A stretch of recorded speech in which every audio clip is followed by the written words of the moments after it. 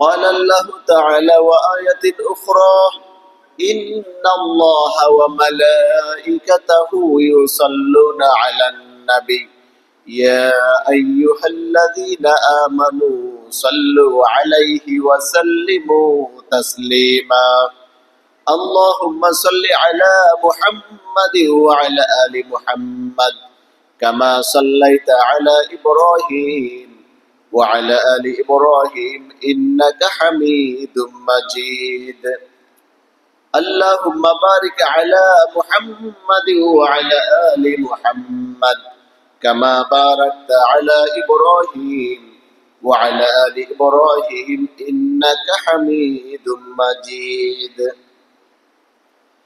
উপস্থিত সম্মানিত মুসলিম کرام আল্লাহ সুবহানাহু ওয়া তাআলার দরবারে লাখ কোটি শুকরিয়া যিনি আমাদেরকে পবিত্র জুমার দিনে অসংখ্য অগণিত মানুষ থেকে বাছাই করে আপনাকে আমাকে আল্লাহর হুকুম জুমার নামাজ আদায় করার জন্য মসজিদে আসার বসার নামাজ আদায় করার আলোচনা শোনার তৌফিক দান করেছেন। এজন্য আমরা সেই মহান রব আল্লাহ সুবহানাহু ওয়া তাআলার দরবারে কালেমাতে শুকর আদায় করে নেই। সবাই পড়ি আলহামদুলিল্লাহ। সম্মানিত মুসলিম کرام আল্লাহ সুবহানাহু ওয়া তাআলা আমাদেরকে একমাত্র তার গোলামি করার জন্য এই পৃথিবীতে পাঠিয়েছেন, কিন্তু মানুষ তার এই হুকুম লঙ্ঘন করে নিজে এসে কর্তৃত্বের আসনে বসে যাবে, এটা আল্লাহ ভালো করে জানতেন। মানুষ তার রবকে ভুলে গিয়ে পথ হারা হয়ে সে বিদ্রোহী হয়ে উঠবে তার রবের জন্য, তার রবের প্রতি, তার রবকে চ্যালেঞ্জ করবে। সে চ্যালেঞ্জ শয়তান করেছিল আল্লাহর সাথে। শয়তান আল্লাহর সাথে যে চ্যালেঞ্জ করেছিল সেটা সূরা আ'রাফে আমরা পাই। সেখানে শয়তান এবং আল্লাহ একটি কথোপকথন হচ্ছে। শয়তানের যে চ্যালেঞ্জ আল্লাহ সেটা শয়তানের সাথে আলাপ করছেন। আদম আলাইহিস সালামকে যখন শ্রেষ্ঠত্বের মর্যাদা দেওয়া হলো শয়তান হিংসা করলো, অহংকার করলো। আল্লাহ বলছেন তোমরা আদমকে সিজদা করো। সব ফেরেশতা সিজদা করলো ইল্লা ইবলিস, ইবলিস ছাড়া। আল্লাহ বলছেন তোমার কি হলো? আমি তোমাকে আদেশ করার পরেও তুমি কেন সিজদা করলে না? সে বলল আল্লাহ আমি তো তার থেকে শ্রেষ্ঠ। খালাকতাহু মিন তিন,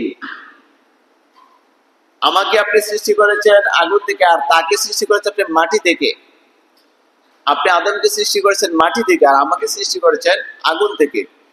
তো আগুন তো মাটির উপরে, সেই হিসেবে আমি শ্রেষ্ঠ। আমার যুক্তিতে আমার মেধাতে এটা ধরেনি যে আমি মাটির একটা সৃষ্টি যেটা নিচে পড়ে থাকে এটাকে আমি কিভাবে সিজদা করি। আল্লাহ বুঝে ফেলছেন তার অহংকারের কথা, সে দাম্ভিকতা প্রদর্শন করছে। সম্মানিত মুসলিম کرام আল্লাহ তখন ওই শয়তানকে বলছেন এখান থেকে তুই বের হয়ে যা। তখন শয়তান বুঝতে পারলো আল্লাহ আমার উপর রাগ করেছেন, আমাকে অভিশাপ দিয়েছেন। আল্লাহ যেহেতু রাগ করেছেন আমাকে আর মুক্তি দেয় কে? তখন শয়তান আবদার করেছিল আপনার কাছে আমি দুইটা জিনিস চাই। একটি হলো কিয়ামত পর্যন্ত হায়াত আপনার কাছে প্রার্থনা করি। এই প্রার্থনা থেকে বোঝা যায় যুগে যুগে যারা শয়তানি করবে, যুগে যুগে যারা ইসলামের বিরুদ্ধাচরণ করবে তাদের হায়াতটা থাকবে অনেক লম্বা। আমাদের সমাজে, আমাদের দেশে, আমাদের সারা পৃথিবীতে লক্ষ্য করবেন যারা অত্যাচারে জালেম তারা সহজে মরে না। ভালো মানুষগুলি তাড়াতাড়ি দুনিয়া থেকে বিদায় হয়ে যায়। এই শয়তানের হায়াত কামনা থেকে আল্লাহ প্রমাণ করে দিয়েছেন যে জালিমরা শত কিছুর বিনিময়েও নিজের হায়াতকে তারা টিকিয়ে রাখতে চায়, বেঁচে থাকতে চায়। ফেরাউন শত জুলুম, অত্যাচার, নির্যাতন করার পরেও ফেরাউন গোপনে আল্লাহর কাছে প্রার্থনা করতেন, আল্লাহ আখিরাতে আমাকে কি শাস্তি দাও সেটা তো কেউ দেখবে না, আমি তো জানি তুমি সবকিছুর মালিক, কিন্তু দুনিয়াতে একটু রাজত্ব, প্রভুত্ব, ক্ষমতা দেখানোর জন্য আমার এটা দরকার, তুমি আমাকে এটা দেও। সে হায়াত চাইতো, সুস্থতা তার সবসময় লেগে থাকতো, অসুস্থতা তার ছিল না। আল্লাহ তার এই দোয়াটা কবুল করেছিলেন, শয়তানের এই দোয়াটাও আল্লাহ কবুল করেছিলেন। পৃথিবীতে যত নমরুদ, ফেরাউন, আবু জাহেলরা এসেছে, তারা নিজেদের কর্তৃত্ব, ক্ষমতা, নিজেদের অহংকার, দাম্ভিকতাকে টিকিয়ে রাখার জন্য তারা সুযোগ চেয়েছে, সময় চেয়েছে। তারা ভাবতো আমরা পৃথিবী থেকে আর নিঃশেষ হয়ে যাব না। কিন্তু আল্লাহ তো একটা নির্দিষ্ট সময় দিয়ে রেখেছেন, একটি নির্দিষ্ট সময় দিয়ে রেখেছেন। আল্লাহ বলছেন, যাও, তোমাকে আমি ওই অধিকার তোমাকে দিলাম, কিয়ামত পর্যন্ত তোমাকে হায়াত বাড়িয়ে দিলাম। তখন শয়তান আল্লাহর সাথে চ্যালেঞ্জ করেছিল, ফাবিমা আগওয়াইতানি লাআকউদান্না লাকুম সিরাতাকাল মুস্তাকিম সুম্মা লাআতিয়ান্নাহুম ফি বাইনি আইদিহিম ওয়া মিন খালফিহিম ওয়া আন আইমানিহিম ওয়া আন শামাইলিহিম ওয়া লা তাজিদু আকসারাহুম শাকিরিন। শয়তান বলছে, আল্লাহ, আপনি যেহেতু আমাকে এটা দিয়েছেন, তো আমি আপনার প্রত্যেকটা কৃতজ্ঞ বান্দার মাঝখানে, সরল সঠিক পথের মাঝখানে বসে থাকবো, তাদেরকে পথ হারা করার জন্য, বিভ্রান্ত করার জন্য। তাদেরকে আমি গুমরাহ করেই ছাড়বো। এরপরে আমি তাদের আসবো সামনে থেকে, আসবো পিছন থেকে, আসবো ডান দিক থেকে, আসবো বাম দিক থেকে, তাদেরকে আমি পথ হারা করে ছাড়বো। এটা আপনার সাথে আমার চ্যালেঞ্জ। আল্লাহ বলছেন, ফাখরুজ মিনহা মাযউমান মাদহুরা, এখান থেকে তুই অপমানিত, লাঞ্ছিত হয়ে বের হয়ে যা। শয়তানকে বের করে দিলেন। এবং আল্লাহ বলছেন, যারা তোমার দাওয়াত পেয়ে তোমার পথে চলবে, তাদেরকে সহ তোমাকে দিয়ে জাহান্নাম আমি পূর্ণ করব। কিন্তু আমার প্রিয় যারা বান্দা, তারা তোমার পথে যাবে না। তারা সবসময় আমার পথে আর আঁকড়ে ধরবে, শত কষ্ট জুলুম হোক, তারা আমার পথেই থাকবে। সম্মানিত মুসলিম, বর্তমান বিশ্বে দেখা যায় যে মানুষ কত জালেম হতে পারে। ফিলিস্তিনের গাজা শহরের দিকে তাকালে আমরা দেখি, মানুষ হয়ে মানুষকে কত নির্মমতার সহিত হত্যা করে, মানুষ হয়ে মানুষকে কত নির্মমভাবে ক্ষুধার মধ্যে ফেলে, দুর্ভিক্ষের মধ্যে ফেলে, না খাইতে দিয়ে তাদেরকে হত্যা করে। এই দৃশ্য আজকে আমরা সচক্ষে দেখতে পাচ্ছি। অথচ সভ্য পৃথিবীর মধ্যে আমরা বলি, সারা পৃথিবীর মধ্যে এখন সভ্যতা চলছে, উন্নয়ন চলছে, কিন্তু এটা ছিল বর্তমান যুগের সবচেয়ে অসভ্যতার কাজ, যেখানে মানুষ না খেয়ে মারা যাচ্ছে আর সারা পৃথিবী সেখানে নীরব। এটা শয়তানের চ্যালেঞ্জ। শয়তান তার শয়তানি করবে, আর ভালো মানুষগুলিকে সে আটকে দিবে, রুখে দিবে। ভালো মানুষগুলি অন্যায়ের প্রতিবাদ করা ভুলে যাবে, ভালো মানুষগুলি তাদের সাহসিকতা ভুলে যাবে, সে আখিরাতের শাস্তির কথা ভুলে যাবে, দুনিয়ার সুখ, দুনিয়ার শক্তি, দুনিয়ার সবকিছুকে সে প্রাধান্য দিবে। শয়তান তাকে এমন ভাবে শখ এঁকে দিবে যে, দেখো, তুমি যদি ওই পথে যাও, তুমি এইদিকে আটকে যাবে, তুমি যদি ওইদিকে বাধা দিতে যাও, তুমি ক্ষতিগ্রস্ত হবে। পৃথিবীর মুসলিম কান্ট্রিগুলো আজকে এই পথেই দাবিত হচ্ছে। অথচ আল্লাহ রাব্বুল আলামিন সূরা নিসা ৭৫ এবং ৭৬ নম্বর আয়াতে এই কথার ঘোষণা দিচ্ছেন, ওয়ামা লাকুম লা তুকাতিলুনা ফি সাবিলিল্লাহি ওয়াল মুস্তাদআফিনা মিনার রিজালি ওয়ান নিসাই ওয়াল বিলদানিল্লাযীনা ইয়াকুলুনা রাব্বানা আখরিজনা মিন হাযিহিল ক্বরিয়াতিজ যালিমি আহলুহা ওয়াজআল লানা মিন লাদুনকা ওয়ালিয়্যা ওয়াজআল লানা মিন লাদুনকা নাসীরা। তোমাদের কি হলো? তোমরা কেন আল্লাহর রাস্তায় সংগ্রাম করছো না? আল্লাহর রাস্তায় কেন তোমরা জিহাদ করছো না, লড়াই করছো না? অথচ তোমাদের মধ্যকার দুর্বল নারী, পুরুষ, শিশু, বৃদ্ধরা চিৎকার করে, অসহায়ভাবে চিৎকার করে বলছে, হে আমার রব, এই জালিম অধ্যুষিত এলাকা থেকে আমাদেরকে আপনি বের করে নেন, অথবা আপনার কাছ থেকে একজন সাহায্যকারী পাঠান, একজন অভিভাবক পাঠান, যিনি আমাদেরকে সাহায্য করবে, এখান থেকে বের করে নিবে, আমাদেরকে মুক্তির দিশা দেখাবে। তারপর আল্লাহ সুবহানাহু ওয়া তাআলা বলেন, আল্লাযীনা আমানু ইউকাতিলুনা ফি সাবিলিল্লাহ, যারা ঈমানদার, যারা ঈমান আনে আল্লাহর প্রতি, তারা লড়াই করে, সংগ্রাম করে আল্লাহর পথে। ওয়াল্লাযীনা কাফারু ইউকাতিলুনা ফি সাবিলিত তাগুত, যারা কাফের, যারা কুফরি করে, যারা আল্লাহকে অস্বীকার করে, তারা সংগ্রাম করে তাগুতের পথে, শয়তানের বন্ধুদের পথে, শয়তানের পথে। মানে আল্লাহর বিপরীত পথে। ফাকাতিলু আউলিয়া আশ-শাইতান, আল্লাহ বলেন সুতরাং তোমরা শয়তানের সঙ্গী সাথী, তাদের যে আউলিয়া বন্ধু বান্ধব, তাদের বিরুদ্ধে লড়াই করো। ইন্না কাইদা শাইতানি কানা দাঈফা, নিঃসন্দেহে শয়তানের চক্রান্ত ষড়যন্ত্র অত্যন্ত দুর্বল। শয়তান ফাঁদ পেতে বসে থাকবে, কিন্তু আল্লাহ বলেন এটা শয়তানের চক্রান্ত দুর্বল। তুমি সামনে এগিয়ে যাও, ইমানের শক্তিতে সেই মাকড়সা জালের মতো সেটা ছিন্ন ভিন্ন হয়ে যাবে। সব বর্তমান বিশ্বের মধ্যে একদল আছে শয়তানকেও ছাড়িয়ে যায়। শয়তান তো আল্লাহকে বিশ্বাস করেছে, শয়তান তো আল্লাহকে মেনেছে যে আল্লাহ আপনি আমাকে কিয়ামত পর্যন্ত হায়াত দেন, আমি যতটুকু ইবাদত করেছি ততটুকু একটা মানে প্রতিদিন আমাকে দেন। এবং শয়তান জানে আল্লাহর সাথে চ্যালেঞ্জে পারবে না, আল্লাহর বান্দাদেরকে পথহারা করতে পারবে না। শয়তান জানার পরেও আল্লাহর সাথে চ্যালেঞ্জে নেমেছে এবং মানব জাতি আদম জাতিকে ফাঁদে পেলে বিভ্রান্ত করার চেষ্টা করছে। বেশিরভাগ মানুষকে এখন তারা বিভ্রান্ত করছে শয়তান।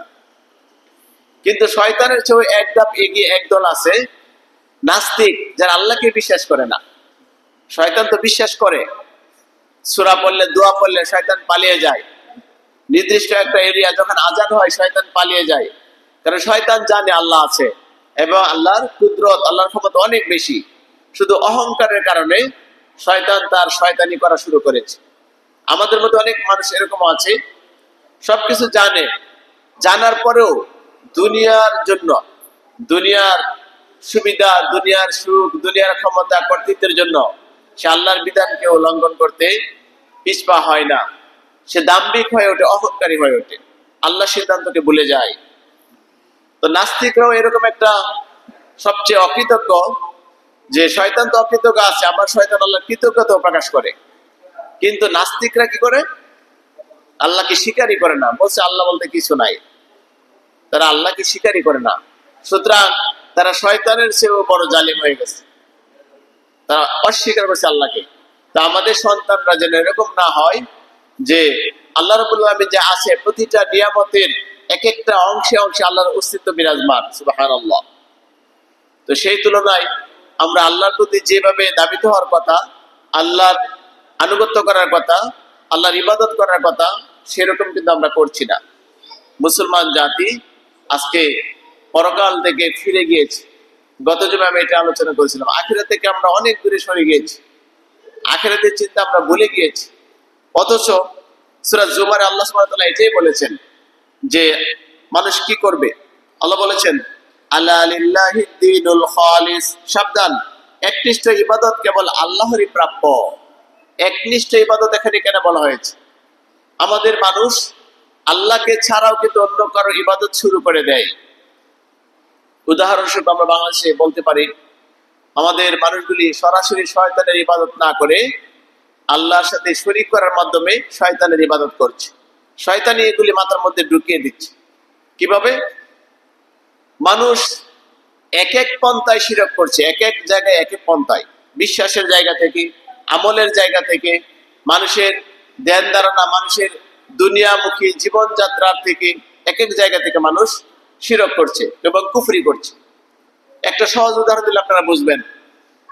আপনাদের এই এলাকার মানুষ যারা গণিশায় যায়, খরমপুর যায়, কেল্লা শাহ খরমপুর, এই পাশে আরো আছে হাসান শাহ, আশেপাশে সালাম শাহ থাকতে পারে। তাহলে চিন্তা করেন, এক একজন মানুষ এক এক জায়গায় তার ভক্ত। এই এলাকার মানুষ বিশেষ করে সেখানে গেলে মঙ্গল হবে, ওই এলাকার মানুষ বিশেষ করে সেখানে গেলে মঙ্গল হবে। সিলেটের মানুষ ভাবে শাহজালাল, শাহপরান অথবা অন্য কোনো, এই বাগেরহাটের মানুষ ভাবে খাজা খানজাহান আলী বা খাজা মাইনুদ্দিন চিশতি। এক একজন এক এক জায়গায় তার ধ্যান ধারণা চিন্তা করে। ওই দিন ঢাকা যাচ্ছিলাম, একটা ইয়াতে লেখা বিড়াল শাহ, বিড়াল শাহর মাজার, মানে এখানে আল্লাহর ওলি আছে বিড়াল, শিয়াল শাহ, কুত্তা শাহ, ল্যাংটা শাহ, তারপরে কত শাহ যে আছে। তো এইগুলি করার মাধ্যমে মানুষের ইমান শিরকের দিকে ধাবিত হয়ে যাচ্ছে। কেন? সে বিশ্বাস করে সেখানে গেলে সে সন্তান পাবে, সে বিশ্বাস করে সেখানে গেলে তার দুনিয়ার যে বিপদ আপদ, তার দুনিয়ার মুসিবত দূর হবে। সে বিশ্বাস করে আমার ছেলে বিদেশে আটকে আছে, বিপদে আছে, এখানে গেলে এই বিপদটা দূর হবে। এই যে তার এক একটা বিশ্বাস, এই বিশ্বাসটা হিন্দুদের সাথে, যারা অন্য ধর্মের, তাদের সাথে মিলে যাচ্ছে। কেন? হিন্দুদেরকে জিজ্ঞেস করেন তোমাদের দেবতা কয়জন, তারা বলবে আমাদের দেবতা অনেক, অনেক ধরনের দেবতার নাম বলবে তারা। 12 মাসে 13 পূজা করে, 33 কোটি দেবতা তাদের। এবং তারা সব ধরনের প্রাকৃতিক, সূর্য, চন্দ্র, নক্ষত্র, গ্রহ, এরপরে গাছ, গাছপালা, মাছ, যা কিছু বলেন, মানুষের পুরোহিত যারা, সবার পূজা করে। তুলসী গাছ, বট গাছ, সবার পূজা করে। তা আপনি আমি মুসলমান হওয়ার পরেও যদি একজন ব্যক্তি সে মারা গিয়েছে, তাকে কবরকে সাজিয়ে তার এখানে মানত করা, আসা যাওয়া করা, তাকে পূজা করা, তার দরবারে আসা যাওয়া করা, সে যে আল্লাহর ওলি হয়েছে, এই সার্টিফিকেটটা কে দিয়েছে? সে যে আল্লাহর ওলি, সে যে একজন নিশ্চিত তার দরবারে গেলে আমি পাবো, এই ধ্যান, এই জ্ঞান আপনাকে কে দিয়েছে? তার মানে আপনি নিজে থেকে এটাকে আবিষ্কার করেছেন, আপনি নিজের ধ্যান ধারণার মতো সাজিয়ে নিয়েছেন। ইসলামের নিজস্ব কোনো আকীদা চাপিয়ে দেওয়া যায় না, নিজস্ব কোনো ধ্যান ধারণা ইসলাম গ্রহণ করে না। এটা আপনি মানুষ, আপনার মনে একটা জাগনা দিয়েছে ধারণা, আপনি এটাই মেনে নিলেন। শয়তান তো এটা আপনার ভিতরে উস্কে দিতে পারে। সুতরাং আপনাকে তখন বলতে হবে আউযু বিল্লাহি মিনাশ শাইতানির রাজিম, যে আমি শয়তান থেকে আল্লাহর কাছে আশ্রয় প্রার্থনা করছি। শয়তান আমার ভিতরে আল্লাহর ইবাদত যেখানে করার কথা, সবকিছু থেকে আল্লাহর প্রতি দাবিত হওয়ার কথা, সেখানে আমি অন্যদিকে দাবিত হচ্ছি। আল্লাহ আমাকে আশ্রয় দাও, আমি তোমার কাছে আশ্রয় চাচ্ছি। আল্লাহ সুবহানাহু ওয়া তাআলা বলেন, ওয়াল্লাযীনা ইত্তাখাযু মিন দুনিহি আউলিয়া, যারা তাকে ছাড়া অন্যদেরকে অভিভাবক বানিয়ে রেখেছে। আল্লাহ ছাড়া যারা, আল্লাহ ছাড়া অন্য কাউকে অভিভাবক বানিয়ে রেখেছে। মা না'বুদুহুম ইল্লা লিয়ুকাররিবুনা ইলাল্লাহি যুলফা ইন্নাল্লাহা ইয়াহকুমু বাইনাহুম ফীমা ফীহি ইয়াখতালিফুন। আল্লাহ বলেন যে আর নিজেদের এক কাজের কারণ হিসেবে বলে যে আমরা তো তাদের ইবাদত করি শুধু এই কারণেই যে সে আমাদেরকে আল্লাহ পর্যন্ত পৌঁছে দেবে। ধারণা করে আমরা তো তার কাছে চাচ্ছি না, আমরা মাজারে চাচ্ছি না, কোনো ব্যক্তির কাছে চাচ্ছি না, আমরা মূর্তির কাছেও প্রার্থনা করছি না। হিন্দুদের কথা এটা। আমরা তো শুধু এই জন্যই তার কাছে যাচ্ছি, তাকে পূজা দিচ্ছি, তার মাধ্যমে যেন আমরা আল্লাহর কাছে পৌঁছতে পারি। সে একটা উসিলা মাত্র, তাকে আমরা মাধ্যম ধরেছি, তার মাধ্যমে যেন আমি তার উসিলায় পাই, এই প্রার্থনা আমরা তাকে করছি। আমরা তো সরাসরি করছি না। আল্লাহ এটাই বলছেন যে তারা দাবি করে এটা, কিন্তু এটাই যে প্রান্ত, এটা মানুষ বুঝে না। আল্লাহ নিশ্চিতভাবে তাদের মধ্যকার সেই সব বিষয়ের ফয়সালা করে দিবেন যা নিয়ে তারা মতভেদ করছিল। আমি বোঝাতে চাই এটা, সে তর্ক করে বলবে এটা তো না, আমরা তো সঠিক আছি, আমরা তো সেখানে যাই, আল্লাহর কাছে চাই, মূলত আল্লাহর ওলির, আল্লাহর প্রিয় বান্দার উসিলায় আমি সেটা চাই। সে যে আল্লাহর ওলি, এই সার্টিফিকেট আপনাকে কে দিয়েছে? সে যে নেককার বান্দা, শিয়াল মারা গেছে, বিড়াল মারা গেছে, এটা মানে সেখানে আপনি চাইতে চান, তো আপনি কতটুকু মুসলমান আপনার কর্মে প্রমাণ হয়ে যায়। সুতরাং অলৌকিক ধারণা, যেটা এই অসম্ভব, যেটা মানে অযথা ধারণা, যেটা এই ধারণা নিয়ে মুসলমান চলে না। মুসলমানের কোরআন সুস্পষ্ট, মুসলমানদের হাদিস সুস্পষ্ট, সেখানে সুস্পষ্ট বিধান থাকার পরেও মুসলমান বিপথে হাঁটতে পারে না। এটা আমাদের জন্য অন্যায় হবে, জুলুম হবে। আল্লাহ রাব্বুল আলামিন বলেন যে যে বিষয়ে তারা মতভেদ করছে, তর্ক করছে, বিতর্ক করছে, এই বিষয়ে আল্লাহ চিনি ফয়সালা করে দেবেন। আল্লাহ এমন ব্যক্তিকে হেদায়েত দান করেন না যে মিথ্যাবাদী ও হক অস্বীকারী। তাহলে কিছু লোক আছে তর্ক করেই যাবে, আপনি আমি যতই তর্ক করি, আপনাকে আমাকে সে উল্টা যুক্তি দিয়ে, তর্ক দিয়ে হারিয়ে দেবে, তার সাথে আমি পারবো না। কিন্তু আল্লাহ বলছেন ওই সমস্ত লোকরা গুমরাহ, তাদেরকে আল্লাহ হেদায়েত দিবেন না, কারণ তারা কি হেদায়েত গ্রহণ করতে ইচ্ছুক না, তারা মিথ্যাবাদী ও হক অস্বীকারী। হক অস্বীকারী মানে কি? হক অস্বীকারী মানে হলো নিয়ামত আল্লাহ সুবহানাহু ওয়া তাআলা আমাদেরকে দিয়েছেন, অপরান নিয়ামত। যে আল্লাহ এত কিছু দিয়েছেন, অক্সিজেন দিয়েছেন, আমাদের সারা দেহে যে নিয়ামতগুলি দিয়েছেন, এই নিয়ামতগুলি পৃথিবীর কোনো মানুষ দিতে পারে না। আপনি যত বড় আল্লাহর ওলির কাছে যান, সে আপনার একটা কিডনি আবিষ্কার করে দিতে পারবে না, কিডনির সুস্থতাও সে করে দিতে পারবে না। তো যে আল্লাহ এই নিয়ামত দিয়েছেন, রক্ত দিয়েছেন, এটা একটা মেশিন, অটোমেটিক রক্ত উৎপন্ন হচ্ছে, আবার রক্ত চলে যাচ্ছে, অক্সিজেন আসছে যাচ্ছে, এই যে শরীরে এত কিছু নিয়ামত আল্লাহ আমাদেরকে দিয়েছেন, সে আল্লাহর ইবাদত না করে জীবনে কোনো উপকার করতে পারবে না, তার কাছে কি আপনি আল্লাহর ক্ষমতাকে, আল্লাহর শ্রেষ্ঠতাকে বিসর্জন দিয়ে আসছেন, আর এখানে এসে আপনি আমি দাবি করছি মুসলমান। আমাদের আকীদার মধ্যে বিশাল গলত রয়ে গেছে, গলত মানে ভুল রয়ে গিয়েছে। যেই মানুষ আকীদার ক্ষেত্রে নিজেকে পরিশুদ্ধ করতে পারে নাই, সে আল্লাহর রাস্তায় সংগ্রাম করতে পারবে না, কারণ তার আকীদাই ঠিক নাই। সে আল্লাহর রাস্তায় সংগ্রাম করতে পারবে না, সে নিজেই শয়তানের মুরিদ হয়ে বসে আছে, সে নিজেই শয়তানের অনুসারী হয়ে বসে আছে। সে কিভাবে সত্যের পথে সংগ্রাম করবে? সম্মানিত মুসলিম গ্রাম, নবী করিম সাল্লাল্লাহু আলাইহি ওয়াসাল্লাম বলেছেন, আল কাইয়িসু মান দানা নাফসাহু ওয়া আমিলা লিমা বা'দাল মাউত ওয়াল আজিজু মান আতবা'a নাফসাহু হাওয়াহা ওয়া তামান্না আলাল্লাহ। প্রকৃত বুদ্ধিমান সেই ব্যক্তি যে নিজের বুদ্ধি, জ্ঞান, বিবেক দিয়ে আখিরাতের পরকালের জন্য কাজ করে। আখিরাতে যে পরকাল আমাদের আছে, সে পরকালের জন্য কাজ করে। আর বুকা, অক্ষম সেই ব্যক্তি যে নিজের খায়সাতের উপর চলে আর আল্লাহর কাছে ভালো কিছু চায়। সে নামাজ পড়ে না, কিন্তু আল্লাহর কাছে আল্লাহকে ডাকতেছে আর চাইতেছে, দয়াল আমাকে এটা দাও, দয়াল আমাকে সেটা দাও, মানে তুমি সবকিছু করো।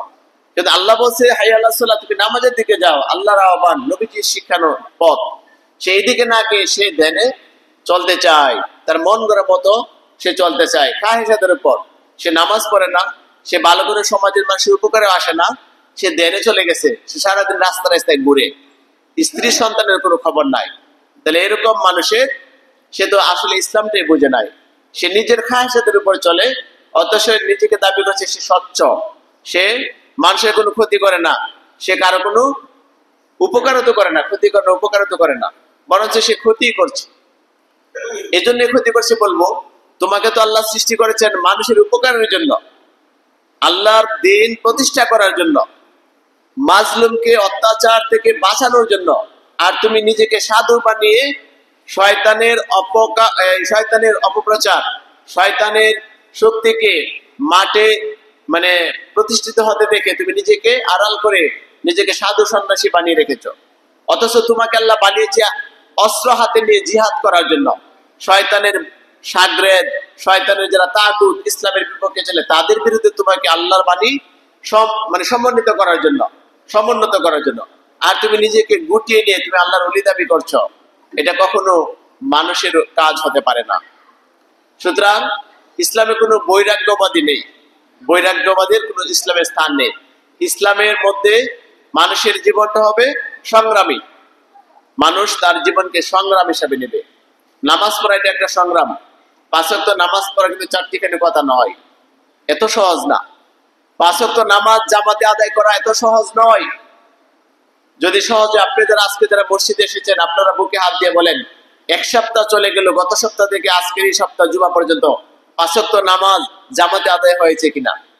বুকে হাত দিয়ে বলাটা অনেক কঠিন হবে। অনেকে বলবে নামাজের ছাড়া হয়ে গেছে, জামাত তো ছেড়ে দিয়েছে, এটা একটা স্বাভাবিক, নামাজের ছুটে গেছে। তাহলে আপনি আমি কতটুকু মুসলমান হয়েছি? তাহলে আমি তো প্রথম জিহাদে আমি ফেল। নামাজ জীবনে 1 নম্বরে, নামাজ জীবনে প্রতিষ্ঠা করতে হবে।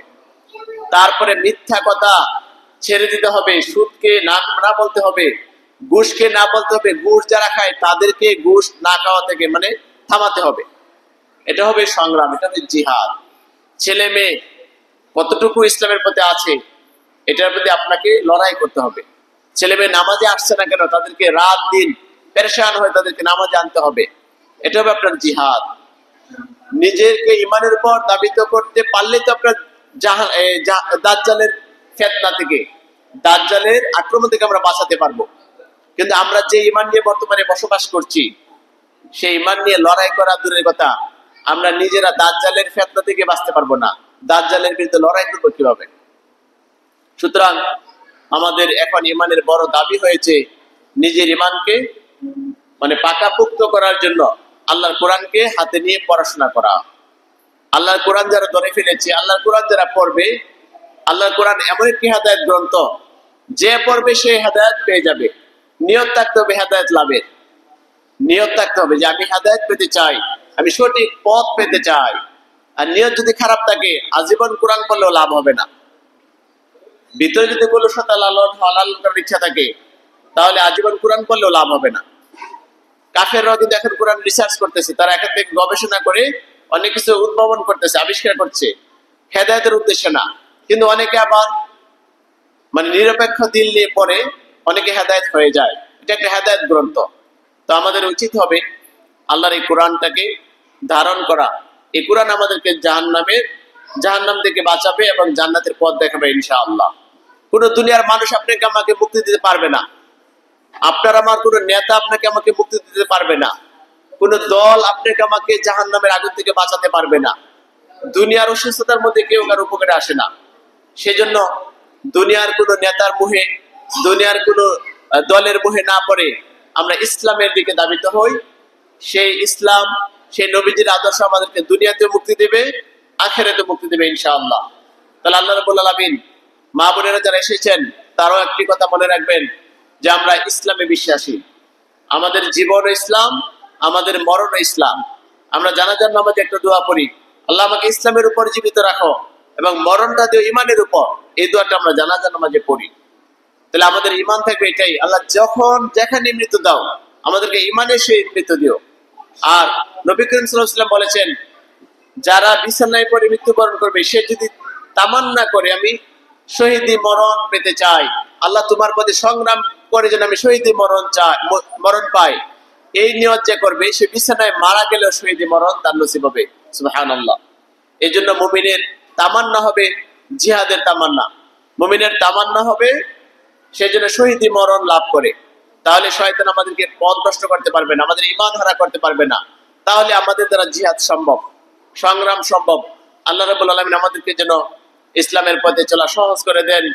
কোরআনুল কারীম বুকে নিয়ে, কোরআনের কথা বলে বলে, কোরআনের পথে চলে চলে সমাজটাকে কোরআনের রঙে রঙিন করে আমরা যেন সাজাতে পারি। মা বোনেরা যারা এসেছেন, কচিকাছা মাসুম বাচ্চারা যারা এসেছেন, যুবক ভাইয়েরা, বৃদ্ধ যারা এসেছেন, মুরব্বিনে কেরাম, সবাই মিলে যেন আজকে যেভাবে দলে দলে মসজিদে চলে এসেছি আল্লাহর বিধান পালন করার জন্য, এভাবে প্রতিটা ঘরে ঘরে, প্রতিটা রাস্তায় রাস্তায়, দোকানে দোকানে, সব জায়গায় যেন কোরআনের প্রত্যেকটা বিধান আমরা মানতে পারি। আমরা যেন একজন আরেকজনকে মানার জন্য সাহায্য সহযোগিতা করতে পারি। আল্লাহ আমাদেরকে সেই তৌফিক দান করুন। আমা তৌফিক ইল্লা বিল্লাহ। আসসালামু আলাইকুম ওয়া রাহমাতুল্লাহি ওয়া বারাকাতুহু।